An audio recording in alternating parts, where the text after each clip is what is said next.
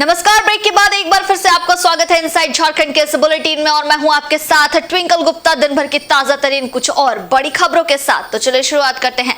झारखंड विधानसभा के मॉनसून सत्र से पहले विधायक दल के नेता आलमगीर आलम की राजधानी रांची स्थित आवास में एक बैठक हुई और इस बैठक में कांग्रेस विधायक, मंत्री एवं कांग्रेस प्रदेश अध्यक्ष उपस्थित रहे।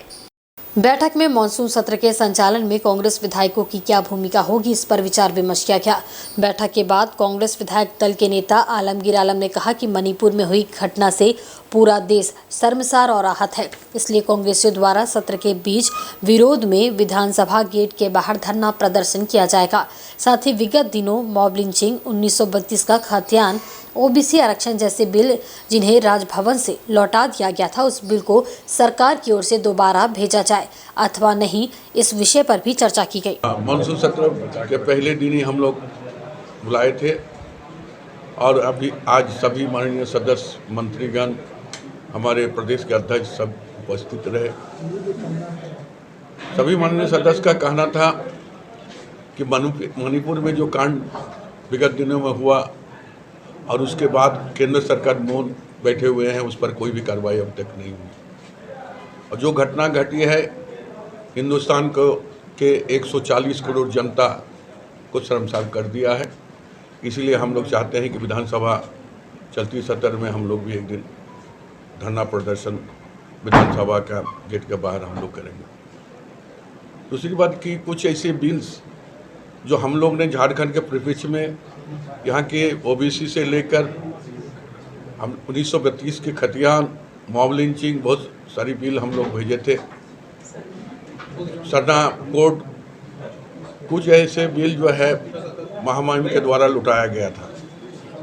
जब भी महामहिम के वर्ष से बिल लुटाया जाता है उसमें एक जो है एजेंडा भी लिखा जाता है। उस पर बिल सिर्फ ऐसा ही लौटा दिया गया था, विभाग के ओर से, सरकार की ओर से दोबारा उस बिल को भेजे जाने का काम किया है। उसी पर हमारे माननीय सदस्य का कहना था कि जल्द से जल्द वो बिल को संशोधन करके महामहिम राज्यपाल महोदय के पास भेज दिया जाए।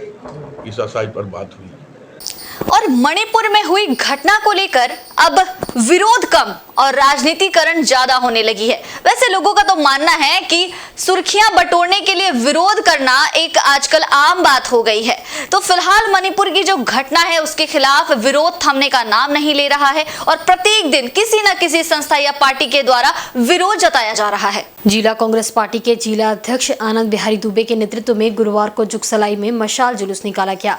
वहीं सांची गोलचक्कर में कैंडल मार्च निकालकर सरकार के खिलाफ विरोध जताया गया। जुगसलाई ओवरब्रिज से लेकर गौशाला चौक तक मशाल जुलूस निकालकर कांग्रेस जनों ने सैनिक की पत्नी के साथ किए गए अत्याचार पर विरोध जताया। आनंद बिहारी दुबे ने कहा कि एक ओर जहां हमारे सैनिक देश की रक्षा में दिन रात डटे हैं और अपने प्राण निछावर कर रहे हैं, वहीं एक सैनिक की पत्नी को सुरक्षा देने की बात तो दूर, उसे निर्वस्त्र कर सड़कों पर घुमाया जाता है। ऐसे में सरकार का मौन धारण करना प्रशासनिक विफलता का परिचायक है। वहीं कांग्रेस पार्टी द्वारा सांची गोलचक्कर के पास कारगिल दिवस पर कैंडल मार्च निकालकर शहीद जवानों के प्रति संवेदना व्यक्त की गई। उस तरीके की घटना घटी है और कांग्रेस सड़क पर है। हम याद दिलाना चाहते हैं लोगों को कि शर्म आनी चाहिए हम लोगों को कि उन जवानों को हम नमन करने के साथ साथ, उन जवानों को सैल्यूट करने के साथ साथ उस कारगिल के भी योद्धा के लिए हम लोगों को जरूर आंख में पानी भरनी चाहिए जिसके पत्नी के साथ इस तरीके की घटना होती है। हमको ये मैसेज देना चाहिए कि पूरा भारत उसके पीठ पर खड़ा है और हम कांग्रेस के लोग उसी सम्मान के लिए आज लड़ रहे हैं। और हमारा मांग है कि जो निरंकुश सरकार आज वहां है, क्यों राष्ट्रपति शासन अभी तक लागू नहीं हुआ, क्यों माननीय नरेंद्र मोदी जी हर महीने मन की बात करने आते हैं, क्या उनके मन में अपनी बेटी बहन नहीं है? तो उनको ये भी शंका नहीं है कि हम अपने देश की बेटी बहनों को भी अपना बेटी बहन समझें। उनके मुंह से एक बात क्यों नहीं निकलती? इन सारे चीजों को लेकर के आज हम लोगों ने मशाल जुलूस निकाला है और ये लगातार कांग्रेस संघर्ष कर रही है। हम लोग नमन करते हैं और हम मणिपुर के दरिंद्रों को फांसी के मांग करते हैं। उन दरिंद्रों को फांसी फांसी होना चाहिए। हमारे महिलाओं को निर्वस्त्र करके दौड़ाया जाता है। कहाँ मोदी सरकार है, जबकि डबल इंजन की वहाँ सरकार है, फिर भी हमारे महिलाओं को सुरक्षा में कहाँ चूक होता है। वैसा तो इन लोगों को फांसी देना चाहिए। हम जानते हैं कि वैसा महिलाओं को जो इस तरह से निर्वस्त्र करके दौड़ाने के काम किया, उन सारे दरिंद्रों को फांसी देने के काम करना चाहिए। और जमशेदपुर के विभिन्न थानों में पड़े हजारों वाहनों का जिला पुलिस जल्द निपटारा करेगी। इसकी प्रक्रिया भी जिला पुलिस द्वारा शुरू कर दी गई है। कबाड़ की तरह पड़े थानों में इन वाहनों को हटाने को लेकर एसएसपी प्रभात कुमार स्वयं गंभीर हैं। अमूमन जमशेदपुर के सभी थाना परिसर या फिर बाहर सैकड़ों की संख्या में छोटे बड़े वाहन खराब हालत में हैं। कबाड़ की तरह पड़े इन वाहनों से थाने की साफ सफाई पर भी असर पड़ रहा है। इसमें भी सबसे ज़्यादा 2 पहिया वाहन है जो कई वर्षों से खुले आसमान में पड़े पड़े कंडम हो चुके हैं या फिर होने की राह पर है। सबसे ज़्यादा 2 पहिया वाहन सीताराम डेरा थाना के बाहर सड़क किनारे चेन से बंधा हुआ मिल जाएंगे। इसके अलावे कुछ 4 चक्का वाहन भी पड़े हैं। गुलमुरी थाना की भी हालत कमोवेश वही है। सिद्धगोड़ा, टेलको, बिरसानगर, मानगो, सांची, बिष्टुपुर, जुगसलाई सहित अन्य थाना में इसी तरह कंडम वाहन पड़े हैं। सभी वाहन किसी न किसी मामले में जब्त किए गए हैं, जिसका कोई दावेदार सामने नहीं आया। एसएसपी प्रभात कुमार ने बताया कि अब विभाग जल्द ही इसके निष्पादन और नीलामी की प्रक्रिया शुरू करने जा रहा है। कोर्ट से कानूनी प्रक्रिया पूरी होती ही ये सभी वाहन नीलाम कर हटा दिए जाएंगे। बेसिकली थाना में जो भी गाड़ियां लगी हुई है वो सब किसी न किसी कांड में जब्त है। माननीय न्यायालय की प्रॉपर्टी होती है। उसकी प्रक्रिया है कि कांड का निष्पादन जब माननीय न्यायालय से हो जाता है तो फिर उसके बाद उनसे माननीय न्यायालय से परमिशन ले करके उसको ऑक्शन किया जाता है। ये भी प्रक्रिया हम लोग शुरू कर दिए हैं। ये थोड़ा टाइम टेकिंग प्रोसेस होता है, बट बहुत जल्द एक साथ हम लोग बहुत सारे गाड़ियों का नीलामी करेंगे। और जमशेदपुर के सिद्धगोड़ा, बागुनहातू, बारा बस्ती में आबकारी विभाग के एक जवान द्वारा सरकारी जमीन घेरने का मामला प्रकाश में आया है। इस संबंध में केंद्रीय बस्ती विकास समिति द्वारा विरोध दर्ज करते हुए उपायुक्त से शिकायत की गई है। विगत 8 जून को बारा बस्ती निवासी व आबकारी विभाग के जवान बब्बन प्रसाद बारा बस्ती में ही अपने घर के सामने सरकारी जमीन का अतिक्रमण किया जा रहा था। जानकारी होने के बाद बस्ती वासियों ने धालभूम अनुमंडल पदाधिकारी और संबंधित थाने में शिकायत दर्ज कराई थी, जहां काम को जिला प्रशासन के हस्तक्षेप के बाद रोक दिया गया। पुनः कुछ लोगों की सहायता से जवान द्वारा दोबारा जमीन का अतिक्रमण किया जा रहा है। महिलाओं ने जब इसका विरोध किया तो जवान द्वारा महिलाओं को धमकी दी गई। थक हार कर स्थानीय लोगों ने केंद्रीय बस्ती विकास समिति के बैनर तले जिला मुख्यालय पहुंच उपायुक्त से इस मामले में हस्तक्षेप करते हुए कड़ी से कड़ी कार्रवाई की मांग की। हम लोग बारा बस्ती बागुनहातू केंद्रीय बस्ती विकास समिति की ओर से आए हैं। हमारे यहाँ एक बब्बन प्रसाद नामक व्यक्ति रहते हैं जो आबकारी विभाग में डिप्यूट हैं, पुलिस के जवान हैं। तो उसके घर के ठीक आगे रोड के बगल में 15 फीट के आसपास फुटपाथ ज़मीन खाली है। उस पर वो कई दिनों से नज़र गड़ाए बैठे हैं। विगत दिनों जो है घेरने का काम कर रहे थे, तो हम लोगों ने उसका विरोध किया और एसडीओ साहब के पास ज्ञापन दिए, स्थानीय थानेदार को भी उसका ज्ञापन दिए। तो उस समय रोक लगा, पर कल फिर अचानक पुलिस तो घर पे नहीं थे, महिलाएं थी। कल कुछ बाहरी तत्वों को लेकर के आए और उस तरह का जो है वो घेरने उड़ने का काम कर रहे थे, जिसका महिलाओं ने विरोध किया और काम को रुकवाया। पर महिलाओं को धमका रहे थे कि मेरा कोई कुछ नहीं कर सकता, हम विभाग में हैं, तुम लोग बेकार में आते हो और ये काम मेरा डिस्टर्ब करते हो, जाओ तुम लोग कुछ नहीं कर सकते। आज तो रोक दे रहे, लेकिन हम बना के ही रहेंगे। इसीलिए हम लोग डीसी साहब को ज्ञापन देने आए हैं। और खबर सरायकेला खरसावां जिले से है, जहां ईचागढ़ मिलन चौक से अपहृत 8 वर्षीय बच्चे नागेंद्र राठौर का 3 दिन बाद भी पुलिस के हाथों कोई सुराग नहीं लगा है। फिलहाल पुलिस अंधेरे में लाठी भांज रही है। बच्चे के गम में परिजनों का रो रो कर बुरा हाल है। अपहृत बच्चे नागेंद्र का पिता मैनेजर राठौड़ ने ईचागढ़ थाना में भी बुधवार को इसकी शिकायत की है। परिवार के लोग अपने स्तर से भी बच्चे की तलाश कर रहे हैं। परिजनों ने बुंडू, सिल्ली, राहे आदि जगहों में भी जाकर खोजबीन की, मगर बच्चे का कहीं सुराग नहीं मिला।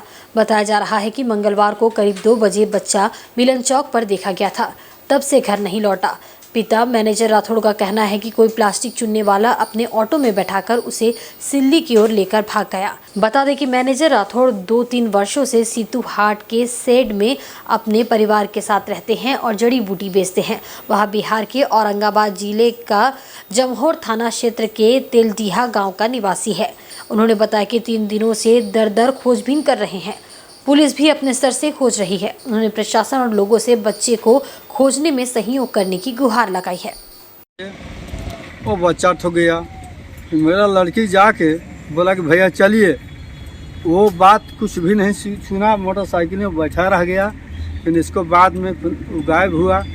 हम जाके इसको बाद में गए नहाने वहाने के लिए, बच्चा के मुंडन करने के लिए गए। हम बोले कि ठीक है, शिवरात्रि है, तो हुआ पर जा रहे हैं। फिर नहा वहा के आ रहे हैं, मिलन चौक में गए। इसको जाके विद्युत दुकान के सामने कहते क्या खोज रहे हो? हम बोले कि मेरा बच्चा ठो। तो बोलता है कि बच्चा ठो कहाँ है? वो बच्चा ठो तो ले गया, आपको केबाड़ा वाला ले गया, बैठा के ले गया ऑटो में। हाँ, अब उसको जाके हमने देख रहे हैं तो बच्चा है ये नहीं। हाँ, थाना में कल सूचना दिए हैं हम, कहीं पता नहीं चल रहा है। नहीं, कल तो दिए हम। कल जाके हम और गेलथू जाके दोनों आदमी गए थे। बच्चा कब से गया था? 25 तारीख। और सरायकेला जिले के नव पदस्थापित आईपीएस डॉक्टर विमल कुमार ने गुरुवार को जिला पुलिस मुख्यालय में अपना योगदान दिया। इससे पूर्व निवर्तमान एसपी आनंद प्रकाश से इन्होंने प्रभार ग्रहण किया। चांडिल स्थित जोयदा मंदिर में पूजा पाठ करने के बाद पुलिस मुख्यालय पहुंचे एसपी डॉक्टर विमल कुमार ने पदभार ग्रहण किया। प्रभार संभालने के बाद पत्रकारों से बातचीत के क्रम में उन्होंने प्राथमिकताओं को गिनाते हुए कहा कि पहले वे जिले में चल रहे पुलिस क्रियाकलापों का अध्ययन करेंगे। इसके बाद एक्शन प्लान तैयार होगा। जिले में अवैध धंधे में संलिप्त लोगों को सख्त शब्दों में हिदायत देते हुए उन्होंने कहा कि अवैध धंधे में शामिल लोग गलत काम छोड़े, अन्यथा उनके विरुद्ध कड़ी कार्रवाई की जाएगी। इसके अलावा उन्होंने पत्रकारों को अपने अन्य भावी योजनाओं से भी अवगत कराया। इस मौके पर निवर्तमान एसपी आनंद प्रकाश के अलावा एसडीपीओ हरविंदर सिंह, मुख्यालय डीएसपी चंदन वत्स और चांडिल एसडीपीओ संजय कुमार सिंह भी मौजूद रहे। जनता के प्रति जो लॉयल्टी है, जो आज तक विश्वास बना है, वो उसको और बेहतर बनाने का पुलिस प्रयास करेगी। अब सामने में मुहर्रम है, हम लोग देखते हैं।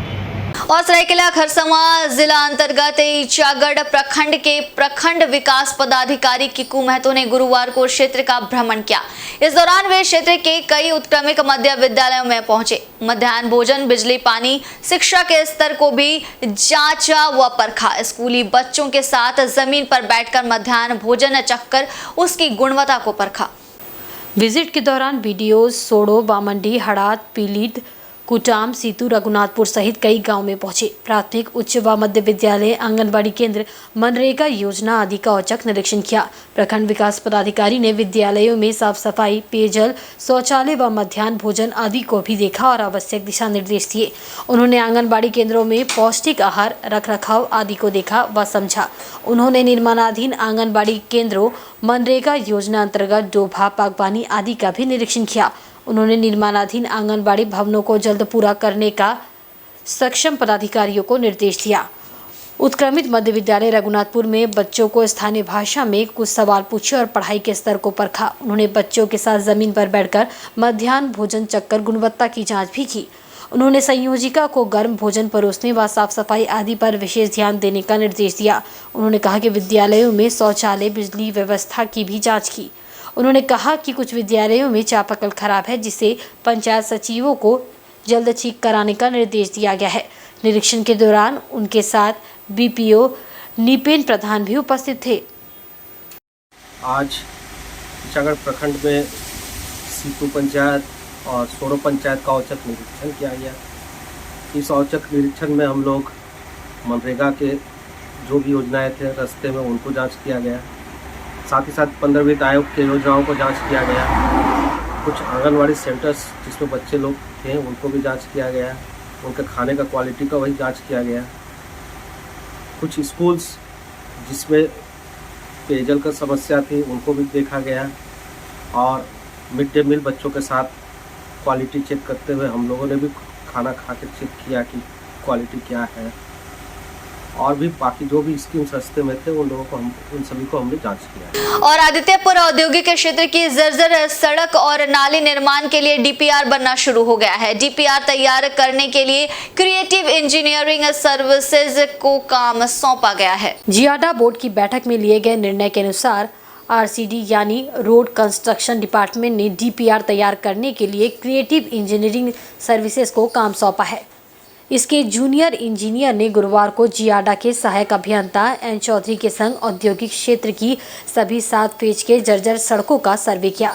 सर्वे के मौके पर उद्यमी संगठन एशिया के अध्यक्ष इंदर अग्रवाल, लघु उद्योग भारती के उपाध्यक्ष दशरथ उपाध्याय, एशिया के सचिव पिंकेश माहेश्वरी आदि भी मौजूद थे।